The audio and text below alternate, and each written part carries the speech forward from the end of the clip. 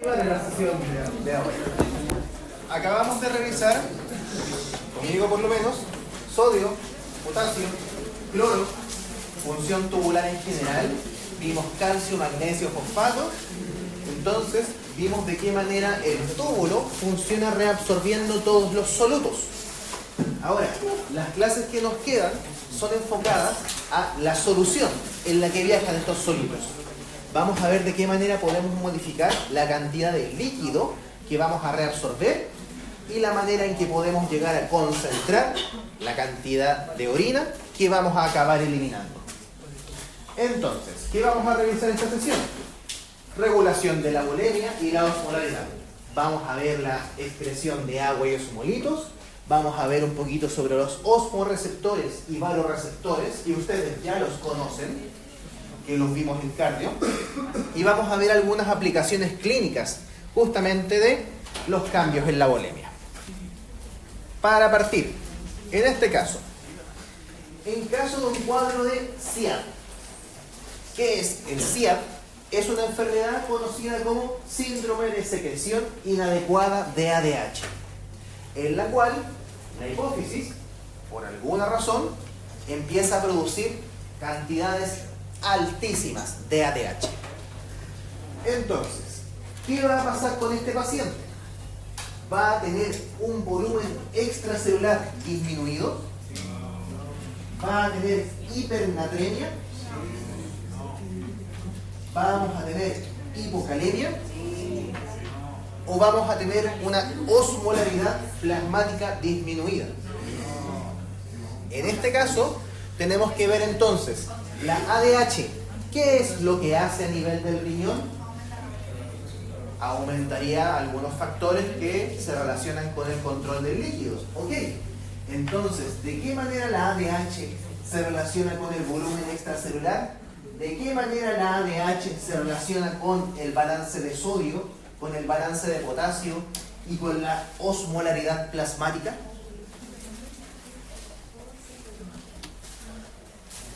Pregunta 2. En caso de una hemorragia, en la cual vamos a perder sangre, valga la redundancia, vamos a perder volumen. En caso de una hemorragia importante, seleccione la alternativa que mejor represente la respuesta fisiológica esperable, o sea, cómo el cuerpo va a responder ante una hemorragia. ¿Va a haber una disminución de las acuaporinas en el túbulo colector? ¿Vamos a tener una activación del eje renina-angiotensina-aldosterona? Sí. ¿Vamos a tener una activación del sistema nervioso parasimpático? ¿O habrá una liberación de péptido natriurético auricular?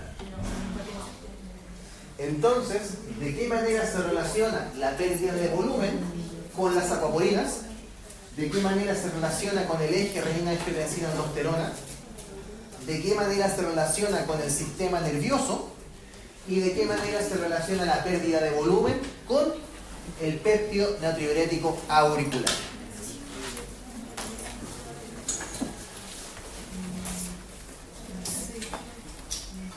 Para que partamos, si tenemos que modificar la volemia del paciente, vamos a tener que considerar dos factores importantes.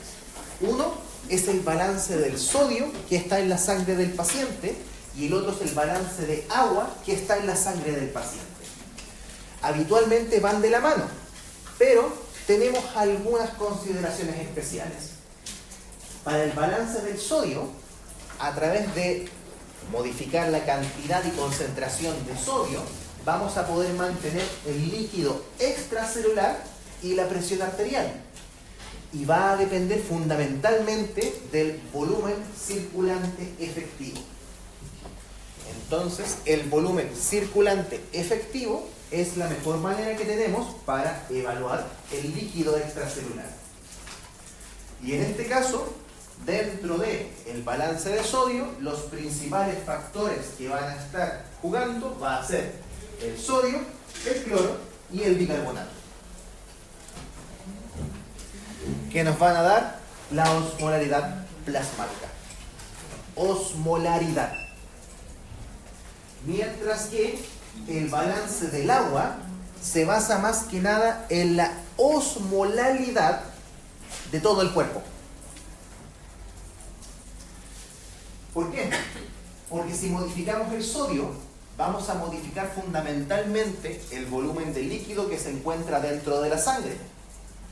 Pero si modificamos el balance de agua, vamos a modificar la cantidad de líquido que tiene tanto dentro de la sangre como lo que tienen las células por fuera de la sangre. Así que líquido extracelular y presión arterial, mientras que osmolaridad total corporal. Y el balance de agua tiene que ver con la sed y la producción de ADH. Entonces, el balance de sodio y el balance de agua no son exactamente lo mismo. Pero, en condiciones fisiológicas, el arrastre de sodio arrastra agua. Entonces, son dos mecanismos que tienen la misma fundamentación. Ambos van a modificarse en base a la absorción de sodio y agua, pero van a ir a lugares y compartimientos distintos.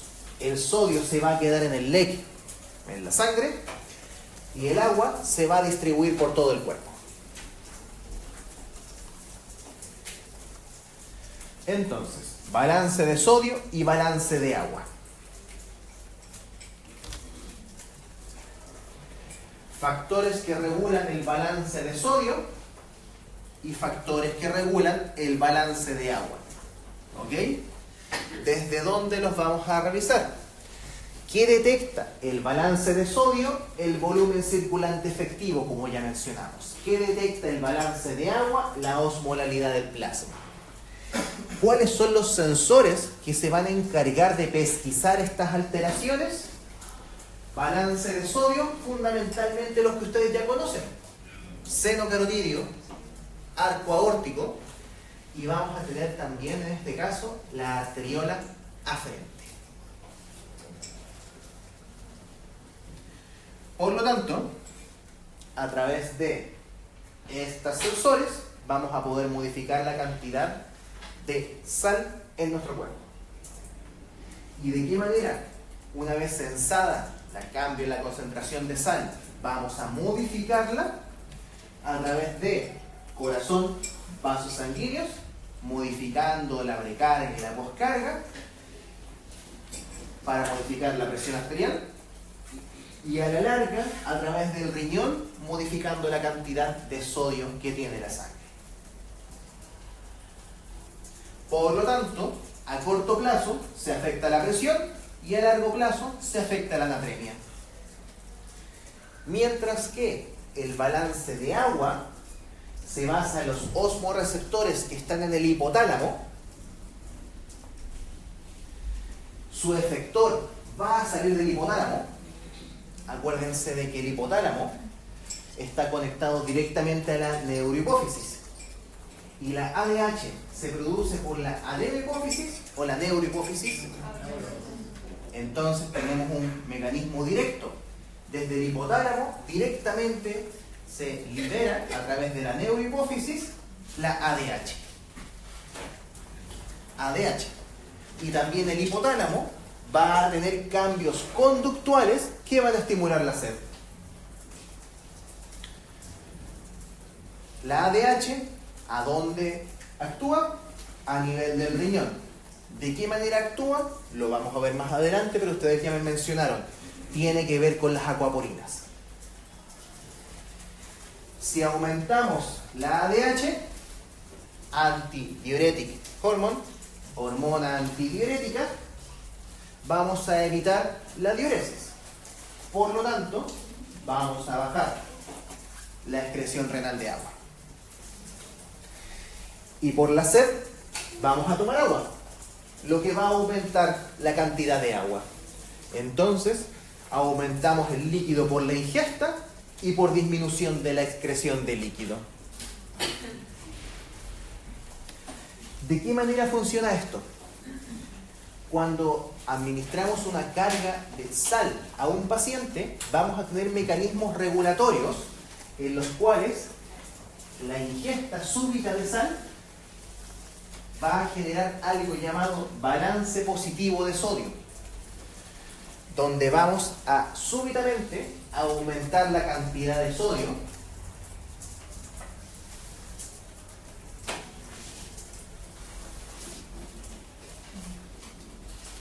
y vamos a tener que el paciente empieza paulatinamente a modificar su concentración plasmática. No va a ser algo instantáneo, sino que el sodio va a ser distribuido progresivamente en el cuerpo.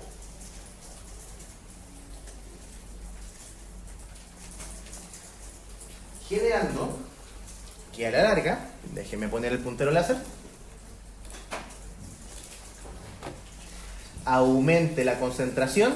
Acá podemos ver que aumenta el peso del paciente, está reteniendo líquido en base al aumento de la cantidad de sodio.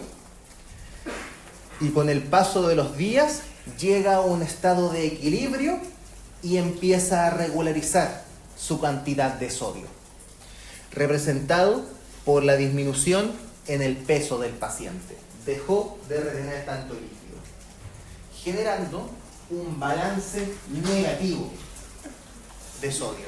O sea, empieza a eliminar constantemente este sodio. Por lo tanto, acá podemos ver que se demora varios días en lograr eliminar esta cantidad exagerada de sodio. Razón por la cual a los pacientes hipertensos se les recomienda que tengan una dieta basalmente con poquito sodio, porque el balance de sodio demora varios días en poder regularizarse. Y si el paciente un día se comió unas papas fritas, al otro día se comió un chorizo, al otro día se comió unas albóndigas, todo que tiene una concentración increíblemente alta de sodio, no va a poder llegar a generar este balance negativo, haciendo que constantemente se acumule sodio, se acumule sodio y se acumule sodio. Y el riñón está trabajando a más no poder. Pero si no disminuimos la cantidad ingerida de sodio, el equilibrio no se va a poder alcanzar y no vamos a poder iniciar el balance negativo de sodio. ¿Esa gráfica es bajo una ingesta normal de sodio? En este caso sería una ingesta puntual elevada de sodio. Entonces, un día hicimos que se comiese 1 kilo de papas fritas, por ejemplo. Entonces se demoró aproximadamente una semana en eliminar toda la variación de sodio que se comió en un día. Así que el mecanismo es eficiente. Es bastante eficiente, puede modificar cantidades bastante grandes de sodio, pero sobre un tiempo prolongado. No es algo instantáneo. ¿Por acá? ¿Hay alguna forma de reducir ese tiempo que se alcanza el equilibrio para bajar el sodio? Lamentablemente no. Porque esto va a depender de la redistribución del sodio a nivel de todo el cuerpo.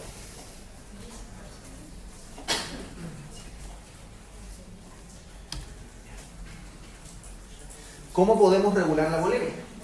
Fundamentalmente dijimos a través de la excreción de sodio. La excreción de sodio regula el volumen circulante efectivo. Y en este caso es más regulado por el volumen circulante efectivo que por el LEC global. ¿A qué nos referimos con volumen circulante efectivo? Es la cantidad de volumen que realmente está generando perfusión de los tejidos. Entonces, en el caso clínico de ABP, de síndrome nefrótico, ¿cómo va a estar la cantidad total de líquido del paciente? ¿Normal, aumentado o disminuido en caso de que tenga edema generalizado, como en el caso? Aumentado, perfecto. Ahora, esa es la cantidad total de líquido. ¿Cómo va a estar el volumen circulante efectivo? Disminuido. Porque acuérdense que por esta presión oncótica baja, activamente está saliendo líquido de la sangre, haciendo que la volemia del paciente pueda ser bajita. Entonces, el volumen circulante efectivo en un paciente con síndrome nefrótico es bajo, a pesar de que el paciente tenga una cantidad total de líquido elevada.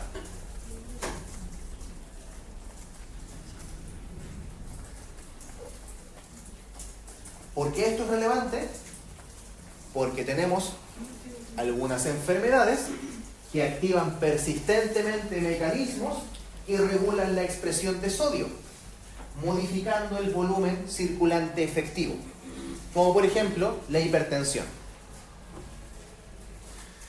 La hipertensión es una enfermedad que presentamos un aumento persistente del volumen circulante efectivo, porque estamos reteniendo líquido y estamos reteniendo sodio. Si aumenta este volumen circulante efectivo, la presión arterial va a estar alta, ¿cierto? Y si la presión arterial está alta, la presión de la arteria renal también va a estar alta. Y si la presión de la arteria renal está alta, la presión del glomérulo también va a estar alta. Por lo tanto, si el glomérulo está sometido a una presión demasiado elevada, esto puede dañar la barrera de filtración glomerular.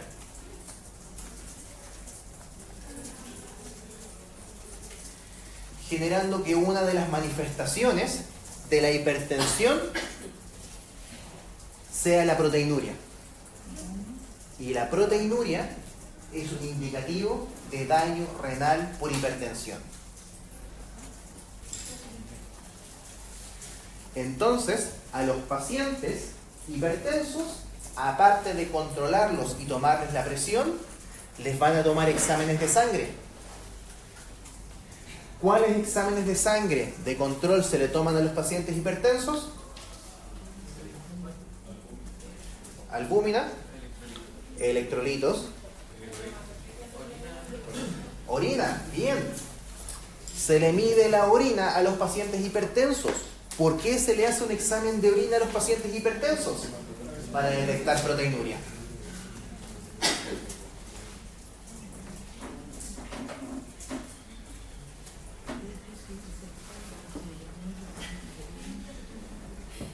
Cuéntame. Entonces, en el caso de un paciente que tenga síndrome nefrótico, que tenga una hipovolemia, el paciente tendría una persistencia crónica del eje adrenina-angiotensina-aldosterona.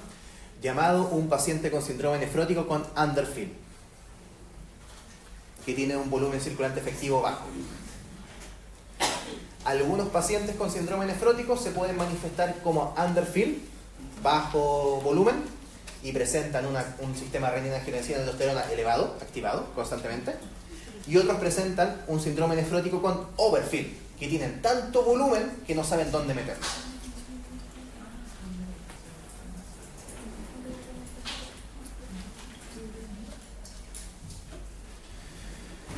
¿Qué otra enfermedad posee afecciones del volumen circulante efectivo? Insuficiencia cardíaca. En la insuficiencia cardíaca, recordemos que si tenemos una alteración valvular, podemos tener que disminuye el gasto cardíaco, ¿cierto? Y si disminuye el gasto cardíaco, era a expensas de la acumulación de presiones retrógradas. Entonces, un paciente con insuficiencia cardíaca podía tener edema pulmonar, podía tener hepatomegalia y edema de extremidades inferiores. Pero ¿cómo va a estar la cantidad de líquido en la zona arterial? Disminuido. Por lo tanto, la insuficiencia cardíaca congestiva, la insuficiencia cardíaca que conlleva acumulación de presiones retrógradas, se asocia a un volumen circulante efectivo bajo, pero con un contenido total de líquido del paciente normal. ¿Cómo se llama la profe? Insuficiencia cardíaca. Congestiva. Si es insuficiencia cardíaca congestiva, es que congestiona hacia atrás. Entonces, ejemplos de insuficiencia cardíaca congestiva: una alteración valvular del corazón izquierdo que genere edema pulmonar, una alteración del corazón derecho que genere aumento de edema hacia, por ejemplo, ingurgitación yugular, hepatomegalia, edema de extremidades inferiores. Insuficiencia cardíaca congestiva. Había poca volemia, pero estaba normal. la cantidad total de líquido corporal. Entonces el paciente sigue pesando lo mismo, por ejemplo, pero la cantidad de volumen que tiene en su sangre está bajita, porque el líquido se redistribuyó. Pero eso se ve con una disminución de la presión igual se... Podría conllevar a disminución de la presión, dependiendo de qué tan afectada esté la volemia.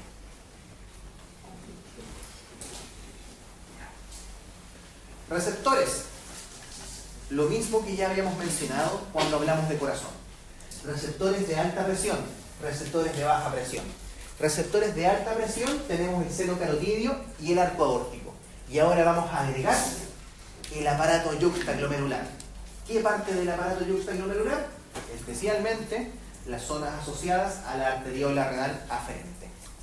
O sea, la que está llegando al glomérulo. Vamos a censar cuánta presión lleva esta arteriola para ver qué hacemos con ella.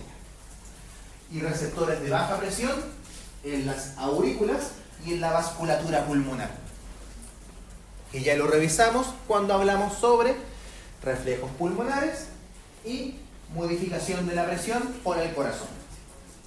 Ahora, también vamos a tener otros sensores que están fundamentalmente en el sistema nervioso central, pero no son muy relevantes, excepto cuando hablemos sobre la osmolalidad, pero acá estamos hablando de el LEC. Y también vamos a tener algunos receptores hepáticos que funcionan más que nada en caso de insuficiencia cardíaca congestiva. Entonces, en general, no van a tener mucha relevancia. Entonces, ¿de qué manera funciona este mecanismo? Tenemos una disminución del volumen circulante efectivo. Arriba. Disminución del volumen circulante efectivo va a repercutir sobre distintos órganos. Vamos a tener menor perfusión de los riñones, del hígado, del corazón, de los pulmones, del cerebro. Por lo tanto, todas las zonas van a detectar esta disminución del volumen circulante efectivo. El riñón lo va a detectar a través de sus valoreceptores en el aparato yuxtaglomerular.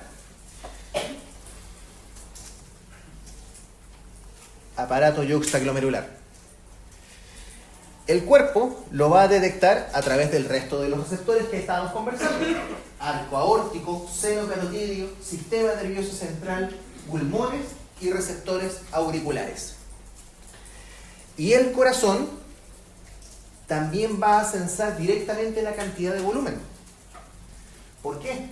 Porque acuérdense de que las aurículas cardíacas también tenían receptores de baja presión.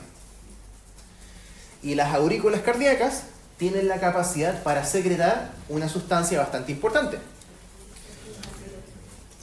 Exactamente. Seguimos bajando. El corazón, la aurícula del corazón, va a producir péptido natriurético auricular. Ahora, el péptido natriurético auricular, recordemos que se producía en respuesta a la aurícula distendida, pero ahora tenemos un volumen bajito.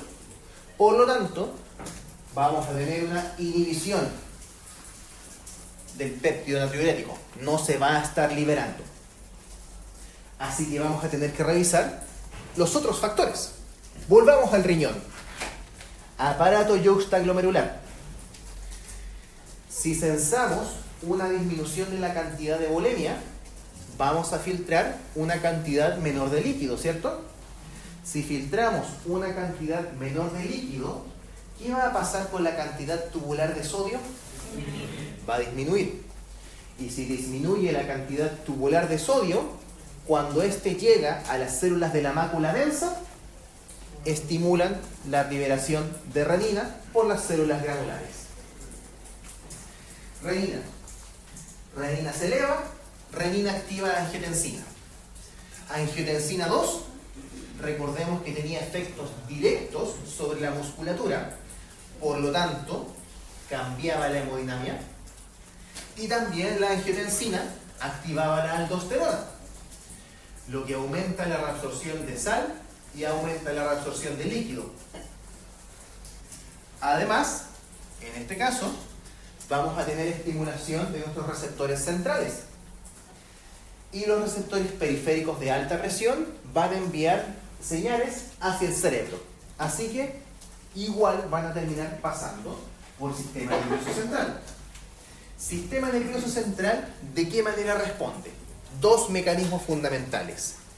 Uno, a través del sistema nervioso simpático. ¿Por qué? Porque el sistema nervioso simpático es un sistema cuya función es vasoconstrictora. Acuérdense de que la adrenalina generaba vasoconstricción de los vasos con la pequeña vasodilatación de los vasos intramusculares. Pero fundamentalmente acá la acción que más nos interesa es la vasoconstricción generalizada. Y si generamos una vasoconstricción generalizada mediada por adrenalina, generamos aumento de presión. Al mismo tiempo, aparte de las señales simpáticas, el hipotálamo está enviando señales a la neurohipófisis para que se libere a partir de la neurohipófisis la ADH.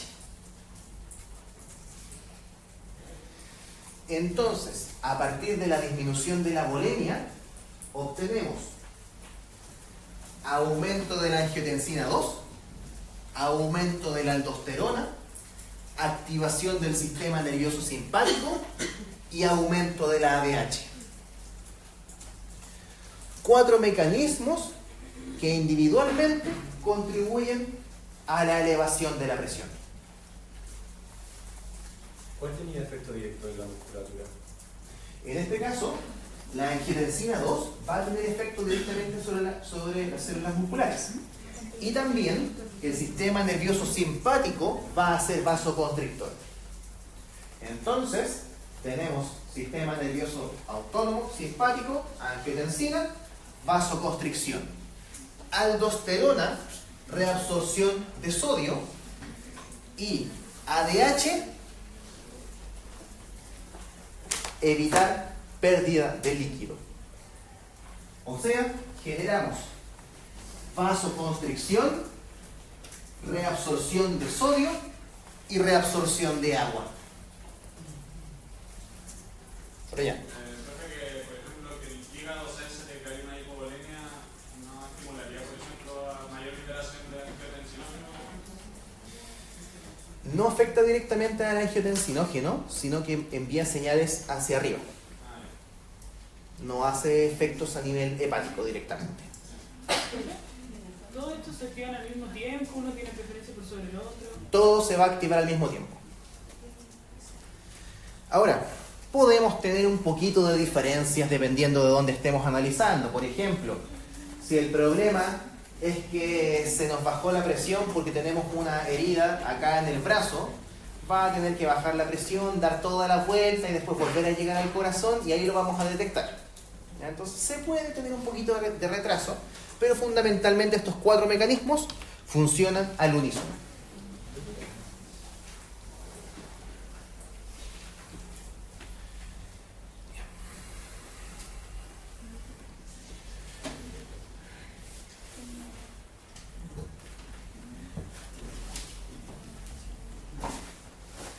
Por si acaso, si alguno tiene problemas siguiéndonos hasta acá, acuérdense,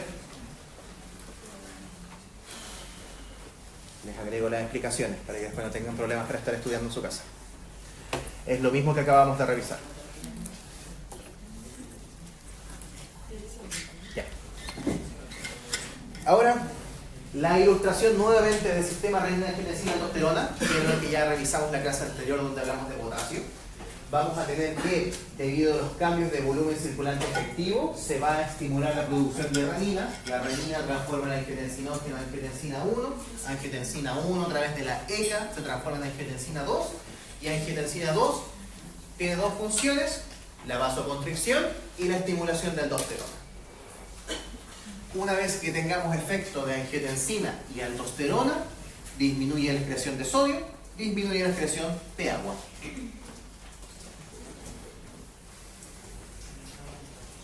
Ahora, en vista de que la angiotensina 2 es tan importante, ¿qué otros efectos tiene? La angiotensina 2, estimulación directamente de la corteza suprarrenal para producir aldosterona a partir de las células de la glomerulosa. Y también vamos a tener una vasoconstricción de los vasos renales. lo que ya habíamos mencionado. Ahora, este punto es algo que me interesa bastante, porque a concentraciones altas de angiotensina se empieza a contraer más la arteriola eferente que la aferente. Entonces, si se contrae más la eferente que la aferente, ¿qué va a pasar con la filtración glomerular? Aumenta la filtración glomerular. Perfecto. Aumenta la filtración, vamos a tener que se va a filtrar más líquido. ¿Ok? Excelente. Pero ¿qué pasa con la presión oncótica? Si se está filtrando todo el líquido posible. Aumenta.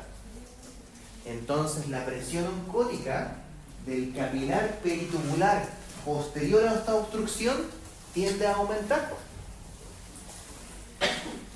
Teniendo el capilar peritubular una mayor presión oncótica y estimulando aún más la reabsorción de líquido. Porque acuérdense que el capilar peritubular está alrededor del túbulo. Y si el capilar peritubular tiene una concentración osmótica muy alta, porque filtramos todo el líquido, ¿cómo va a estar la capacidad para reabsorber líquido? Elevada.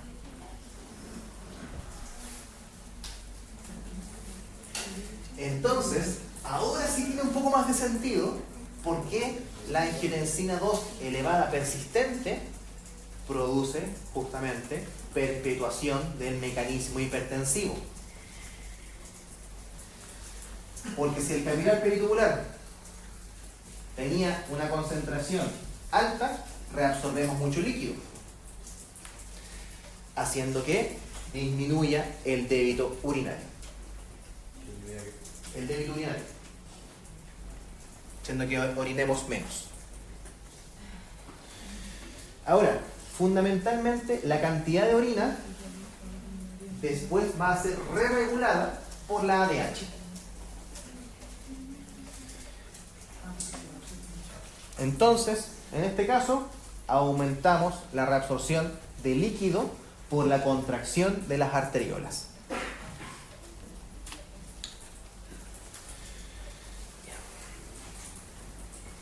Acá, nuevamente lo que estábamos conversando. Aumento la presión hidrostática, aumento de la fracción de filtración y termina aumentando la presión coloidosmótica. Haciendo que inicialmente fuera de 25 en la arteriola aferente y posteriormente aumenta a 35, a pesar de que se filtraron sustancias, porque se filtró más líquido que soluto. Haciendo que luego reabsorbamos eficientemente todo el líquido que fue filtrado. Entonces, ¿la contracción de la aferente pasa siempre?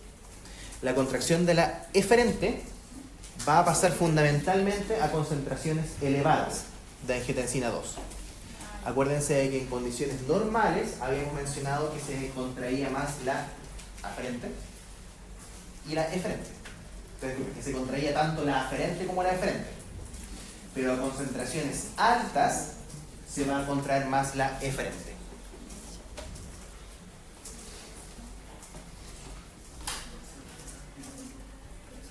¿Por acá? ¿Qué se filtró más que los otros? En este caso, por ejemplo, proteínas grandes no se filtran. Sí. Entonces esas proteínas grandes, como se filtró tanta agua y las proteínas grandes se mantienen en el capilar, aumenta la presión coloidosmótica. Porque uno podría pensar, ¿por qué estamos contrayendo las arteriolas si eso va a hacer que se elimine más líquido y lo que queremos es retener líquido?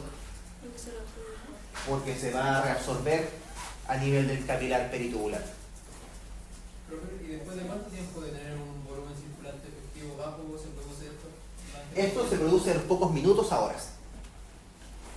Los mecanismos de regulación del sodio, más que nada por ingesta de sodio, se demoran días, mientras que los mecanismos de regulación del líquido se demoran horas, más o menos.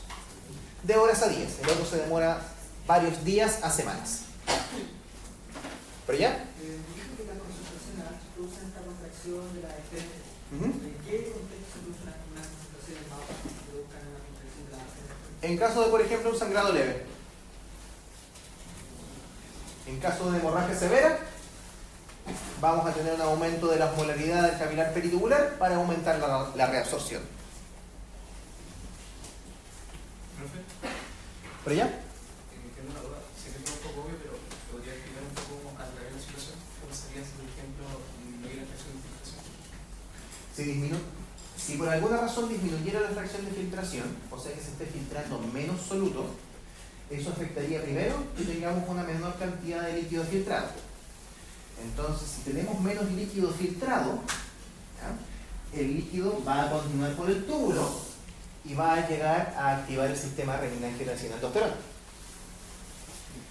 Entonces, la disminución de la fracción de filtración puede afectar el eje renina-angiotensina-aldosterona, mientras que el aumento en la fracción de filtración afecta la presión oncótica del capilar peritubular. Profe, si por alguna logopatía estamos filtrando proteínas, ¿también afectaríamos la presión oncótica del capilar peritubular? Como en el síndrome nefrótico, Claro.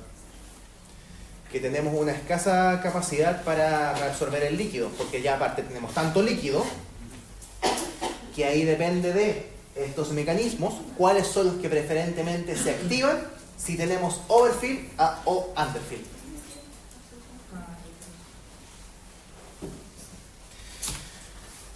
Continuando, dijimos vasoconstricción renal, perfecto. Además, va a potenciar la retroalimentación túbulo-glomerular. O sea, va a hacer que el sistema renina-angiotensina-aldosterona sea aún más eficiente. También va a potenciar el intercambio de sodio con protones. Por lo tanto, puede favorecer la reabsorción de sodio, tanto a nivel del túbulo, eso es un autocorrector. Entonces debería decir túbulo contorneado proximal, no sé por qué dice tuberculosis. Autocorrector, hubo una mala pasada. Ahí debería ser túbulo contorneado proximal.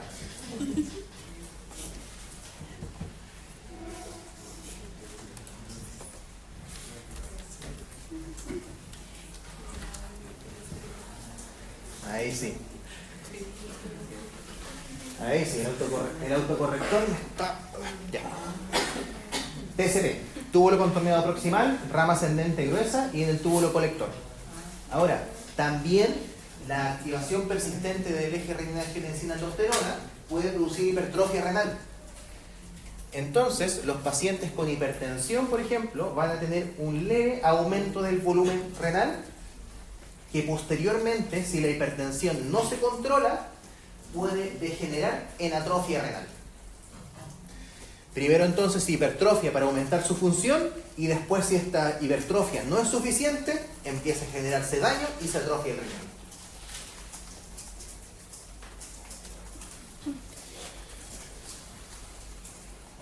Y también va a estimular directamente la sed y la liberación de ADH. Por lo tanto, la angiotensina 2 tiene un montón de efectos distintos. Así que en pacientes con hipertensión, como tiene tantos efectos distintos para elevar la presión, queremos cortar su efecto. Así que tenemos los ARA2, los inhibidores de la angiotensina 2, y tenemos los IECA, inhibidores de la enzima convertidora de angiotensina. Angiotensina. En este caso, efectos si aumenta la resistencia de la arteriola eferente más que la resistencia de la arteriola aferente, disminuye el flujo sanguíneo renal, aumenta la fracción de filtración. Todo lo que llega entonces empieza a filtrarse porque tenemos un freno a la salida del líquido del glomérulo.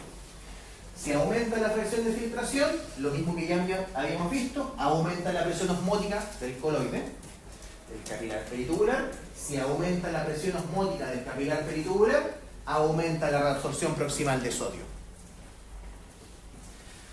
¿De qué manera aumenta la reabsorción proximal de sodio?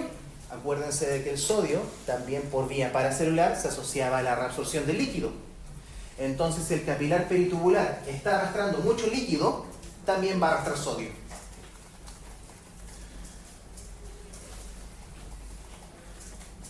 Si baja la presión hidrostática, o sea, si sube la presión oncótica, también vamos a tener una baja de la presión hidrostática. ¿Por qué? Porque teníamos una obstrucción al flujo de salida. Entonces lo que logra salir tiene una presión bajita. Si tiene una presión bajita, significa que el líquido va a tratar activamente de ir de zonas de más presión a zonas de menos presión. Por lo tanto, el líquido va a tratar de ir desde el túbulo al capilar, generando también aumento en la reabsorción proximal de sodio. Si aumentamos la reabsorción proximal de sodio, disminuye su excreción y disminuye la excreción de agua por consiguiente. Ahora, ¿qué pasa acá abajo? Disminución del flujo sanguíneo de los vasos rectos. ¿Cuáles eran los vasos rectos? Perfecto, los que acompañan al asa, los que bajan directamente. Ahora, ¿los vasos rectos son iguales en todas las zonas del riñón? Teníamos un grupo de vasos rectos, que eran los vasos rectos de las nefronas medulares internas. Las nefronas medulares internas tienen un asa de Henle que es especialmente larga, con una capacidad incrementada para concentrar la orina. Entonces, la angiotensina 2 afecta el flujo a través de estos vasos, vasocontrayéndolos, haciendo que aumente la cantidad de urea, disminuya la cantidad de sodio y aumente la gradiente para reabsorber sodio. Ese mecanismo lo vamos a revisar de nuevo en la próxima clase, por si acaso. Cuéntame. ¿Ese mecanismo es de concentración de la orina? Exactamente. Porque a través de la cantidad de urea podemos concentrar la orina.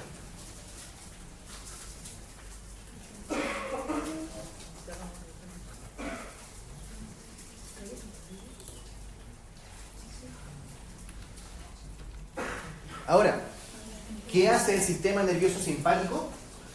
En este caso, aumenta la resistencia de la arteria renal. Por lo tanto, aumenta la resistencia vascular renal. Hace que le llegue flujo a una mayor presión. Si aumenta la presión, vamos a aumentar la presión hidrostática. Por lo tanto, se va a filtrar más. Y el capilar peritubular va a quedar con una presión menor, haciendo que se promueva la reabsorción de líquido. También vamos a presentar un efecto indirecto, ya que la vasoconstricción y la activación a través del sistema nervioso simpático puede activar la liberación de renina si generamos activación del aparato yuxtaglomerular por vía simpática. Entonces, la renina se puede activar por el sensado de sodio bajo a nivel de la mácula densa o por activación del sistema nervioso simpático. Ay, disculpen. Estoy empezando a odiar esta pantalla de atrás. En vez de odiarla, debería empezar a ocuparla. En realidad, porque está bastante buena. Ya. Entonces, división simpática, efecto directo a través de la vasoconstricción y a través del cambio de la cantidad de sodio filtrado, y un efecto indirecto a partir de la liberación de renina. ¿Qué vamos a hacer entonces en este caso? Dijimos que, aparte del sistema nervioso simpático, vamos a tener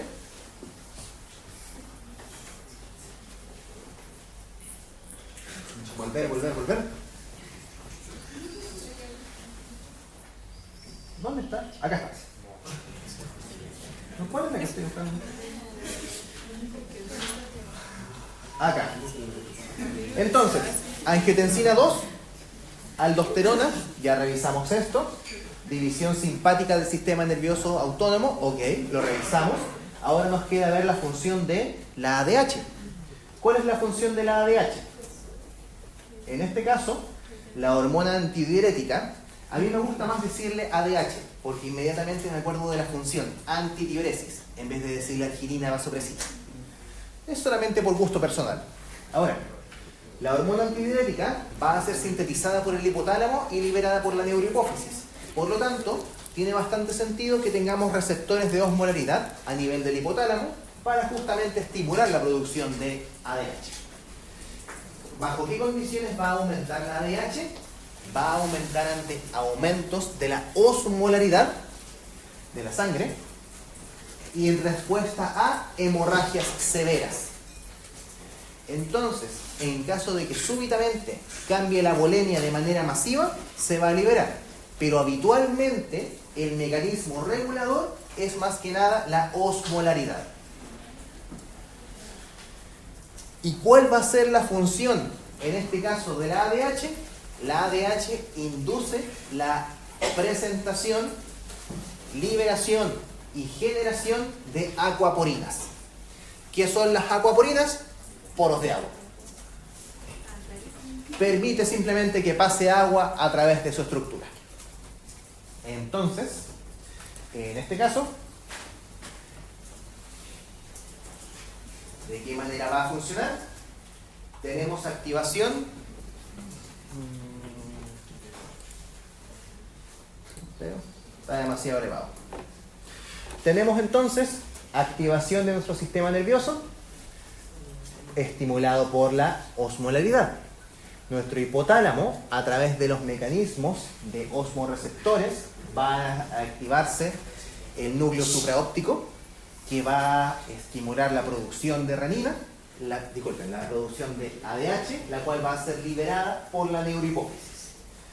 En este caso, además de promover la liberación de ADH, los osmorreceptores van a producir sed y apetito por sodio. ¿A qué nos referimos con apetito por sodio? Que la gente va a estar activamente buscando algo salado. ¿Por qué? Porque quiere elevar su presión. En este caso entonces, sed directamente aumenta la ingesta del líquido, lo que regula la osmolaridad. Y la ADH, a nivel de los riñones, disminuye la excreción de líquido. Antidiuresis. ¿De qué manera ejerce antidiuresis? Aumentando la reabsorción de líquido mediado por acuaporinas.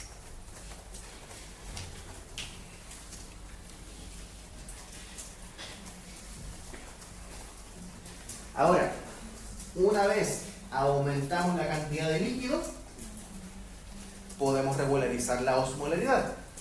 Pero el aumento de apetito por el sodio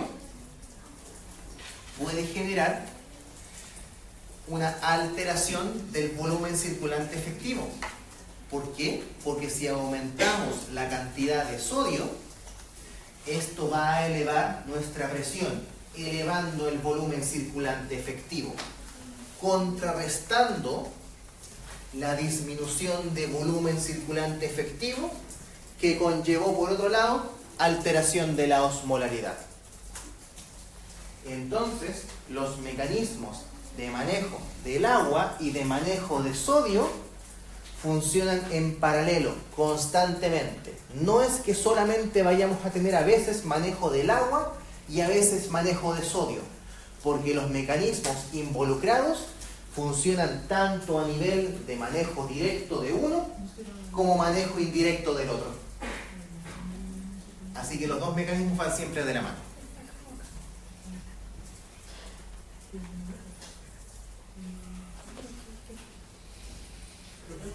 Cuéntame. Y una persona con diabetes insípida, esto estaría todo el rato como activándose el sistema para regular la presión por el apetito de la Primero, por el apetito de sodio. Primero, veamos qué es la diabetes insípida. Es una enfermedad caracterizada por falta de ADH. Entonces, por falta de ADH, el paciente empieza a presentar diuresis constante. Si presentamos diuresis constante, se puede afectar la osmolaridad. Exactamente. Generando nuevamente activación de los sistemas que deberían generar ADH. Pero si no hay ADH, se sigue perdiendo el líquido, estimulándose nuevamente y volviendo a cortarse el ciclo. Así que sí, los pacientes con diabetes insípida tendrían activación persistente de este eje, pero igual pérdida constante de líquido.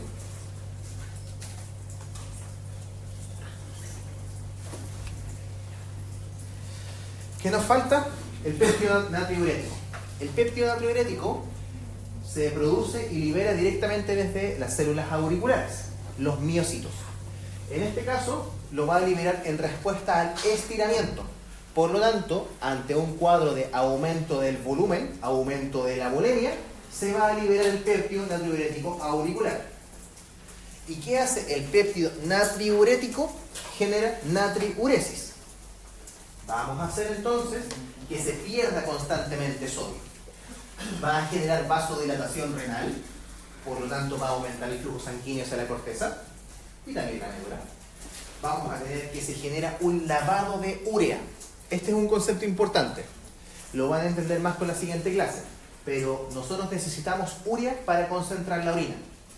Si por alguna razón la urea se barre o se lava, no tenemos capacidad para concentrar también la orina. Esto puede ser ocasionado por el péptido natriurético auricular o por una ingesta en cantidades extraordinariamente altas de agua. Ahora, en este caso entonces, también va a inhibir el transporte de sodio a través del conducto colector medular interno.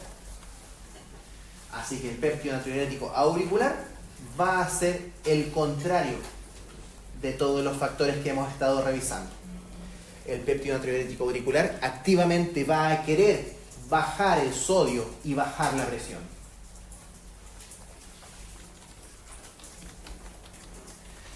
Otras sustancias, dopamina. Básicamente la dopamina aumenta la excreción, el sodio aumenta la excreción urinaria de dopamina y la dopamina va a generar una vasodilatación renal. Así que la dopamina termina generando natriuresis porque se inhibe la reabsorción de sodio.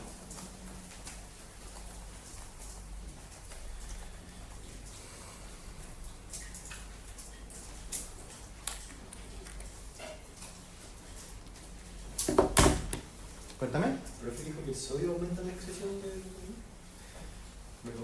La carga de sodio aumenta la dopamina, entonces la dopamina genera aumento en la excreción de sodio.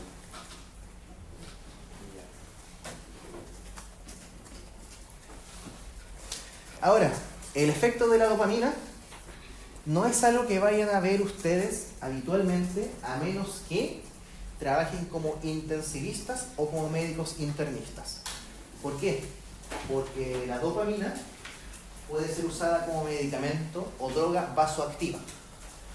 Entonces, en caso de un paciente con shock hipovolémico o una sepsis con shock hipovolémico, habitualmente se dan drogas vasoactivas para artificialmente aumentar la presión.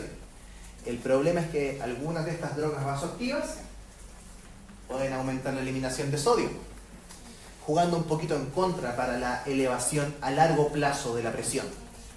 Pero a corto plazo funcionan bastante bien. El problema es que después hay que empezar a regularlas y ocupar bombas de infusión continua, llevar el registro de cómo está funcionando el corazón del paciente, en vista de que tenemos alteraciones hidroelectrolíticas, y cómo está funcionando la presión del paciente. Así que, si alguno de ustedes quiere trabajar en UCI, dopamina se va a volver uno de sus mejores amigos. Otras sustancias que pueden aumentar la natriuresis, en este caso el aumento del calcio, dijimos que también podía aumentar la pérdida de sodio. ¿De qué manera? Porque teníamos receptores que ante la unión de calcio generaban inhibición del NKCC.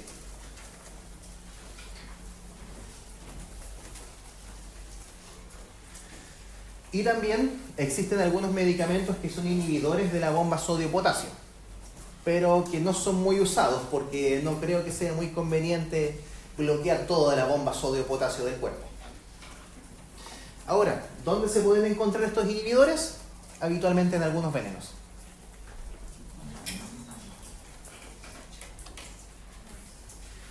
¿Qué otras sustancias pueden aumentar la natriuresis? Prostaglandinas, fundamentalmente prostaglandina E2, que va a ser producida por los riñones en respuesta a la reabsorción de sodio.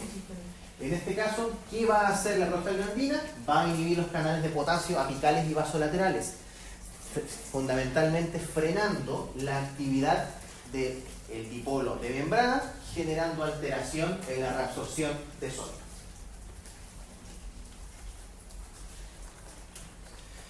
Entonces, voltaje de membrana se vuelve menos positivo en la luz y disminuye la reabsorción. Bradicimina, similar a la prostaglandina, en este caso, incluso es parte de los factores estimuladores de la síntesis de prostaglandina. Entonces el mecanismo sería fundamentalmente similar. Y además, la bradicimina intrínsecamente puede inhibir a los ENaC, haciendo que se disminuya la reabsorción a nivel del túbulo colector de sodio. Cuéntame. ¿Los medicamentos que disminuyen las prostaglandinas pueden generar alteraciones renales? Podrían llegar a producir alteraciones renales pequeñas. Más que nada porque acuérdate que la carga filtrada de sodio que llegaba al túbulo colector era bastante bajita.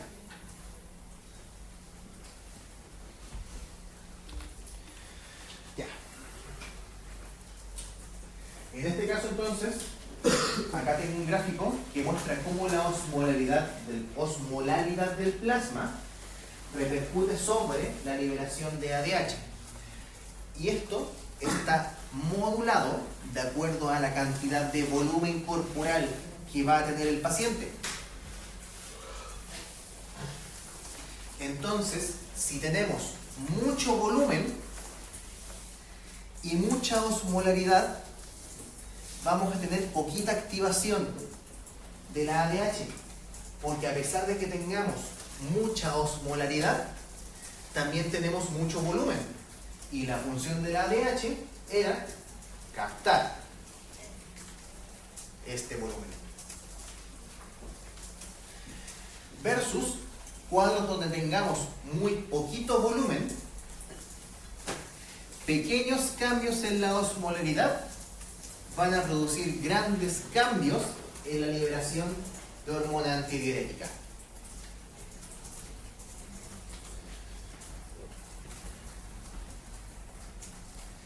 Y lo que yo había mencionado es que fundamentalmente respondía ante la osmolaridad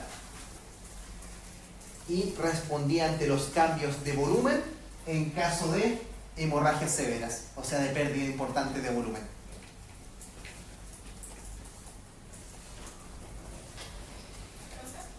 Entonces la línea punteada es como el límite de la osmolaridad. Exactamente, la osmolaridad normal que vamos a tener en el cuerpo.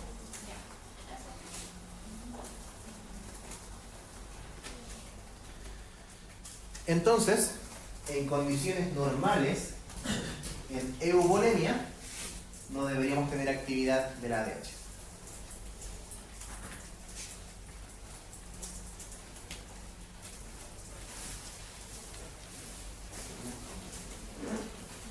Ahora, ¿de qué manera podemos calcular esta osmolaridad plasmática? Tenemos distintas fórmulas para calcular la osmolaridad.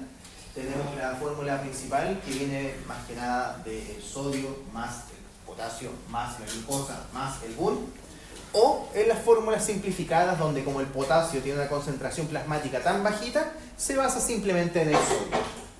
Entonces, 2 por sodio más glucosa partido por 18, o la más completa, que sería la de arriba, 2 por sodio más glucosa partido por 18 más BUN partido por 2,8. ¿Qué es el BUN? BUN. El BUN es el nitrógeno ureico. Es la última forma metabólica de cómo se elimina el nitrógeno corporal.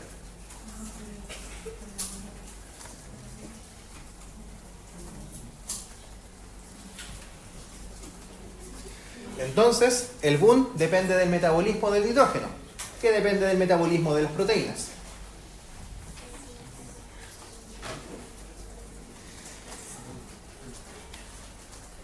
Osmolaridad normal, 280 a 295. Gráfico anterior, osmolaridad normal, 280.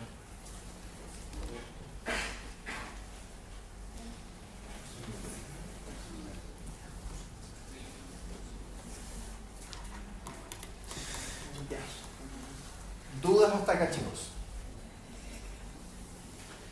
Vamos a tener entonces un sistema acoplado en el cual vamos a tener modificaciones tanto de la volemia como de la osmolaridad.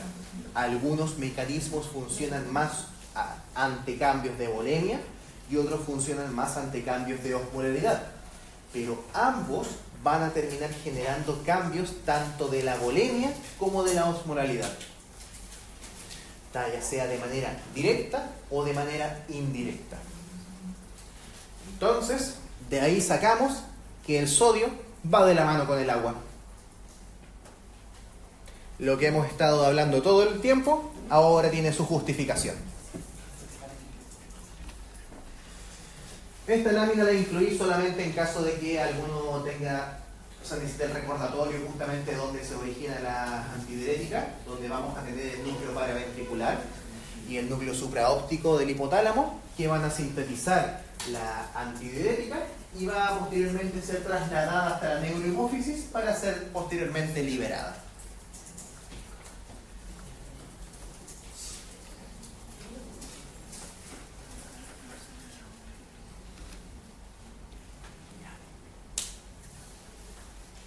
¿Dudas hasta acá? Okay. Cuéntame. ¿Qué significa que aumente el nitrógeno ureico? El nitrógeno ureico es una sustancia osmolarmente activa, producto del metabolismo.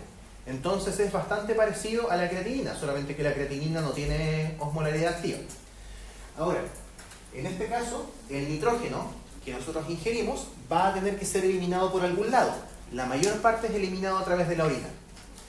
Pero, ¿qué pasa si no se puede eliminar el nitrógeno? Se empieza a acumular y empieza a elevarse el BUN en la sangre. Entonces, cuando un paciente tiene insuficiencia renal, entre los exámenes de control que se le piden, hay dos fundamentales: el BUN y la CREA. ¿Por qué? Porque la creatinina te va a dar cuenta de cuánto en teoría están funcionando los riñones. Pero el BUN te va a dar cuenta de cuánto efectivamente está logrando filtrar el riñón. Porque si se acumula nitrógeno, significa que la filtración del riñón ya está bastante mala. Ahora, los niveles de BUN no se asocian muy bien con niveles de daño renal. Solamente se sabe de que ante aumentos importantes del BUN significa que tenemos un daño renal importante. Ahora, importante, más de 60, más de 70, más de 80%, no sabemos, pero es importante.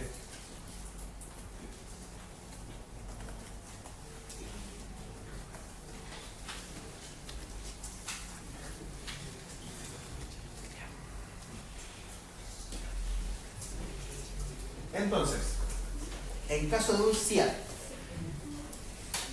síndrome de secreción inadecuado de ADH, ¿vamos a tener un volumen extracelular disminuido? En este caso, la ADH quiere retener la mayor cantidad de volumen posible. Entonces, ¿su sangre va a estar concentrada o diluida? Más bien diluida, porque estamos reteniendo toda la cantidad de agua posible a través de la ADH. ¿Vamos a tener hiponatremia? Hiponatremia sí. Vamos a tener hiponatremia. Vamos a tener dilución de la sangre. ¿Hipocalemia?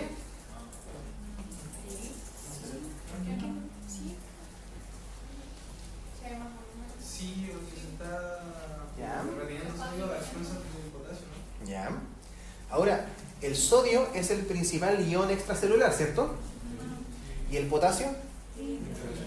Intracelular. Entonces, la cantidad de potasio es raro que baje, porque la mayor cantidad de potasio está a nivel intracelular.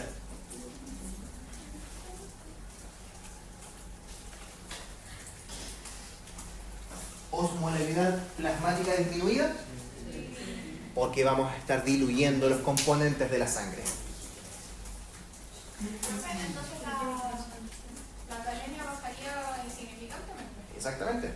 No sería algo que vamos a presentar. Vamos a tener una normocalemia habitualmente. Entonces no lo vamos a ver, pero Podría haber una disminución leve, pero igual se va a mantener en rangos normales. Por lo tanto, no vamos a tener hipocalemia.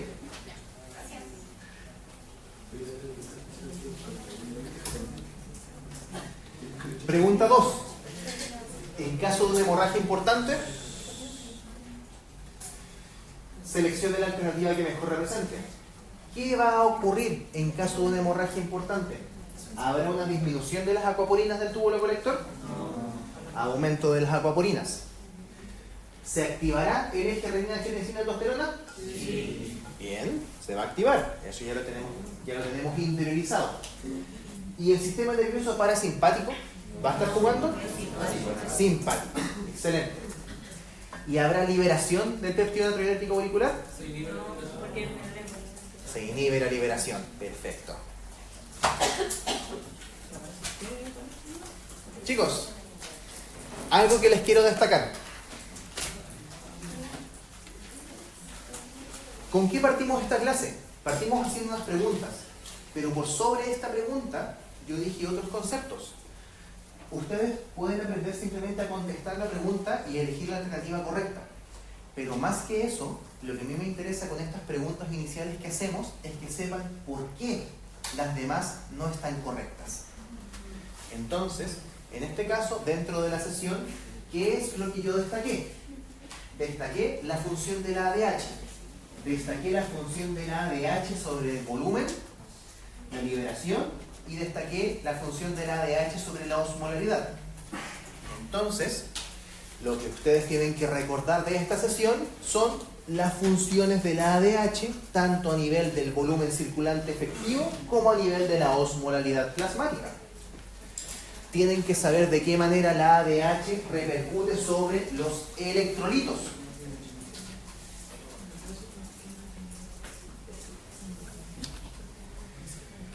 Y tienen que saber de qué manera una hemorragia es manejada por el cuerpo. Entonces, de esta sesión, los conceptos fundamentales que quiero que se lleven están relacionados al manejo de la ADH y la bulimia. Así que estas preguntas, aparte de la hoja de ruta que ocupan como guía de estudio, ocupen las preguntas como guía de estudio. Porque yo armo las preguntas sacando qué es lo que yo quiero que ustedes se lleven para la casa.